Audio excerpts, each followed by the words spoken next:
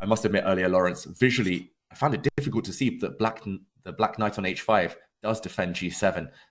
Just very kind of strange type of setup there. Vincent, meanwhile, threatens checkmate in 1. Queen takes c2. Monster threat. Magnus defends with his rook. Yeah, suddenly Vincent, if he can get some energy going, bringing his knight in, he's trying to get to e4. Magnus has some big questions to answer. Retreating every turn now, Magnus. Knight e1. Threat was knight e4, so white's light square bishop now guards e4. Great move, knight e1, I think, actually.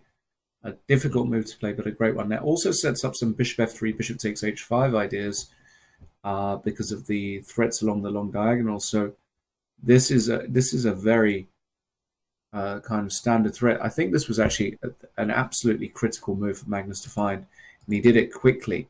He's up on the clock. I think the momentum is back in Magnus' favor. Probably still good for black, but how is the question. Rook fd8. Okay, rook fd8 and king b1. King b1. Yep, this side shuffle, anytime you cast a queenside, you should always try and shuffle towards the corner. It's basically mirroring kingside castling on the other flank. Your king is always much safer when it's not being stared down by an opponent's queen and rook. So I'm loving that last move by Magnus. Also throwing the ball back into the opponent's court, saying, okay, I'm not sure what my plan is. I'm not sure what yours is either. And look at this, Vincent spent a lot of time there. But he's throwing everything at Magnus now. The kitchen sink has been thrown in. He's pushing black's central pawns. I'm not seeing the idea immediately. I think he's just trying to open things up, open up those lines for the black rooks. He's banking on the fact that black's pieces are more ready and more coordinated than white's. You've got to look at the white knight now and that white rook in the corner in h1.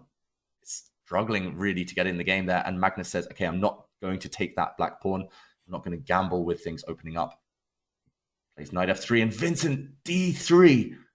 Wow, setting up some tricks against the white king potentially. If this pawn is captured twice, rook then the c1 black queen is coming into c2. e4. Look at the mess we've suddenly got. Knight e1, but is black overextending here? Could be like bishop e5.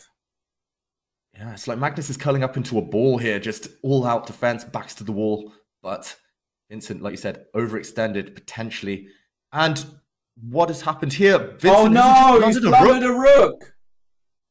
Wow, he just forgot about the white queen. The white queen on g4 controls c8. Vincent, wow, just an oversight there, hallucinating. Big win for Magnus Carlsen, actually from a difficult position. Let's see, Lawrence, if there are other games going on the top few boards. Is Nakamura still going? Is Nepomniachtchi still going against Giri?